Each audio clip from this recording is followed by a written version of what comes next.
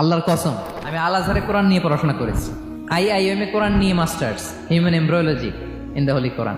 পিএইচডির 5 বছর, human behavioural patterns in the Holy Quran. এখনো তো তাফসির করে যাই, প্রতিদিন কোরআন স্টাডি করি। একটা আয়াত যত পড়ি, প্রত্যেক স্টাডিতে নতুন নতুন ইনফরমেশন আমার মাথায় চলে আসে। শুধু আমার মাথা না, পৃথিবীর যত বড় মুফাসসির হোক, যত পড়বে কোরআন, যত রিভাইজ করবে, যত রিসার্চ করবে, প্রত্যেক রিভিশনে সে নতুন নতুন তথ্য পাবে। এজন্য আল্লাহ বলেন, আফালা ইয়াতাদাব্বারুনাল কোরআন, ওরা কি কোরআন নিয়ে একটু চিন্তা গবেষণা করবে না? নাকি ওদের অন্তরে তালা, জং ধরা তালা লেগেছে? প্রতিটা আয়াত পড়ার সময় এর পেছনের গল্পটা কি, বর্তমান সময়ের সাথে কিভাবে এটাকে অ্যাটাচ করা যায়, কোরআন নিয়ে গবেষণার কথা এবং চিন্তার কথা বারবার কোরআন আমাদেরকে বলেছে। এখন আমাদের কি একটু সময় হবে না কোরআনকে চিন্তার সাথে, গবেষণার সাথে পড়ার?